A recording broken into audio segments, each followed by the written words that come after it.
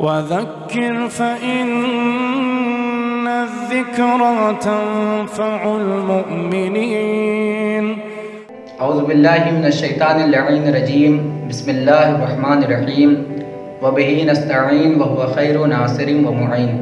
ناظرین کرام، السلام علیکم ورحمۃ اللہ وبرکاتہ۔ آج آپ کے سامنے شہید فخ کے حوالے سے چند باتیں عرض کرنی ہیں۔ فخ مکہ مکرمہ کے شمالی علاقے میں واقع ہے، جسے آج حی الشہداء کے نام سے یاد کیا جاتا ہے، جس کی شمالی سرحد وادی التنعیم، جنوبی سرحد حی الظاہر ہے، شرق سے شارع الحج اور غرب سے جبل الشہید احاطہ کیے ہوئے ہے۔ آج ہم اس مظلوم شخصیت کے بارے میں گفتگو کرنے جا رہے ہیں جن کا بہت کم ذکر کیا جاتا ہے۔ شہید فخ حسین ابن علی ابن حسن مثلث۔ یہ نام تاریخ کے دامن میں تو تحریر ہے، لیکن زبازد خاص و عام نہیں۔ جیسے کربلا کی زمین بنی ہاشم کے خون سے رنگین ہے، ویسے ہی اور بہت سی زمینیں ان کے خون سے لال اور رنگین ہیں۔ امام حسن علیہ السلام کی اولادیں جگہ جگہ دفن ہیں کہ جو اپنے وقت کے ظالم حاکموں کے خلاف قیام کرتے رہے۔ یہ کربلا کی شہادتوں کا اثر تھا جس نے ظالم حکومتوں کے خلاف قیام کرنے کی ہمت بخشی، جس نے موت کے خوف کو ختم کر کے اصل زندگی کے مقصد کو بتایا، جس کی وجہ سے ذلت کی زندگی موت سے بدتر لگنے لگی۔ شہید فخ ان بہادروں اور شہداء کی فہرست میں شامل ہیں جنہوں نے بنی عباس کی ظالمانہ حکومت کے خلاف پرچم مخالفت لہرایا۔ یہ تن و تنہا شہید نہیں ہوئے، بلکہ ان کے ساتھ بنی ہاشم کی ایک جماعت مظلومانہ طور پر شہید کر دی گئی۔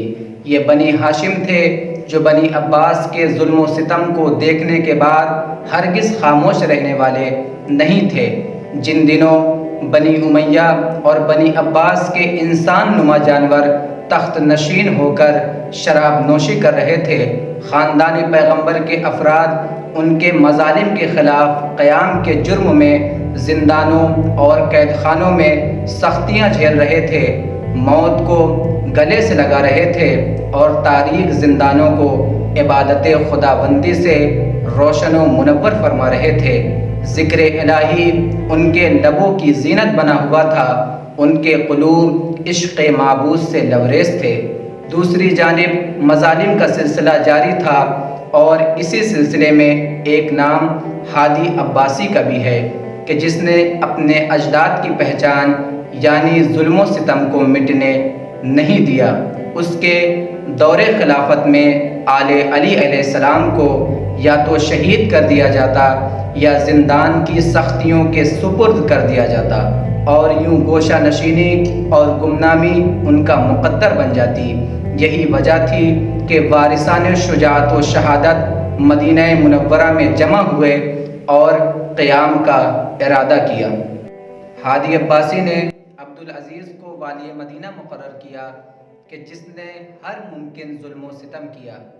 ہر سال کی بنسبت اس سال شیعہ زیادہ تعداد میں عازم سفر حج ہوئے۔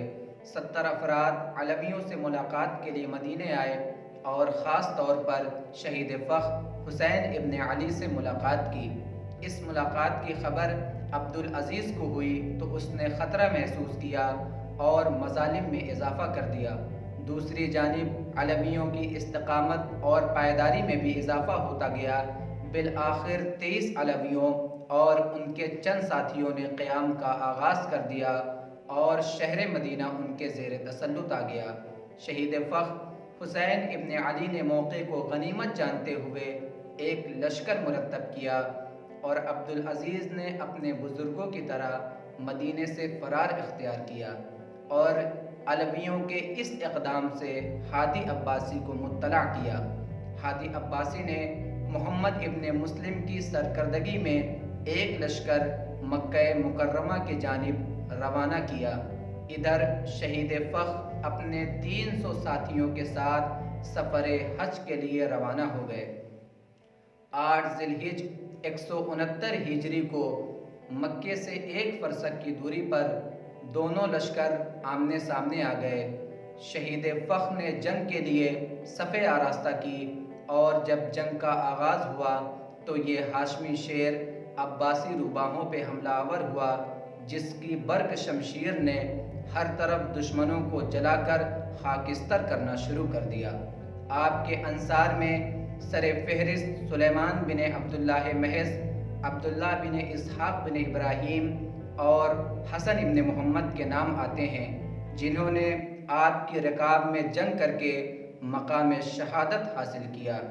جنگ کے دوران ایک شقی حماد ترکی نے ایک تیر آپ کی جانب روانہ کیا، جو آپ کی شہادت کا باعث بنا۔ ہادی عباسی کے لشکر نے باقی افراد کو اسیر کر لیا اور 100 سے زائد شہدائے ارض فک کے اجساد مبارکہ سے سروں کو جدا کر دیا، جن سروں کو اسیروں کے ہمراہ ہادی عباسی کے سامنے پیش کیا گیا، اور اس نے باقی افراد کے قتل کا بھی حکم صادر کر دیا۔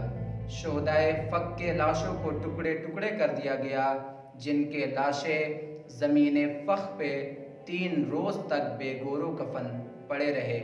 آپ کی شہادت کی خبر جو ہی عبدالعزیز کو ہوئی تو اس نے آپ کے گھروں کو جلانے اور مال و اسباب کو لوٹنے کا حکم دیا۔ آپ کی شہادت اس قدر جاسوس اور مظلومانہ تھی کہ امام محمد باقر علیہ السلام نے فرمایا کہ جبرائیل نے پیغمبر سے کہا، یا محمد ان رجلا من ولدقا یقتل فی ھذا المکان واجر الشہید معہ اجر شہیدین، کہ اے محمد اس جگہ پر آپ کی اولاد میں سے ایک شخص کو شہید کیا جائے گا، جس کے ساتھ شہید ہونے والے کا اجر 2 شہیدوں کے برابر ہوگا۔ امام جواد علیہ السلام سے منقول روایت سے آپ کی مظلومیت اور واضح ہو جاتی ہے۔ آپ فرماتے ہیں، لم یکن لنا بعد الطف مصرع اعظم من فخ، کہ ہمارے لیے کربلا کے بعد فخ سے بڑی جنگ نہیں ہے۔ اہل بیت رسول پہ مسلسل مظالم ہوئے اور شہداء کی فہرست طویل ہوتی چلی گئی، لیکن جب جب ائمہ معصومین علیہ السلام کے سامنے لفظ کربلا آیا تو گویا انہیں اپنے درد اور غم کا احساس نہیں رہا۔ کربلا ایک ایسی حقیقت ہے جسے انسانیت چاہ کر بھی نہیں بھلا سکتی۔ کربلا میں ہونے والے مظالم کا اندازہ کرنے کا اگر ارادہ کریں تو امام حسن علیہ السلام کا وہ جملہ سامنے آ جاتا ہے، لا یوما کا یوم کا یا ابا عبداللہ، کہ جسے سن کر طائرہ فکر اپنے پروں کو سمیٹ کر عاجزی کی شاخ پر آ بیٹھتا ہے۔ وآخر دعوانا ان الحمد للہ رب العالمین۔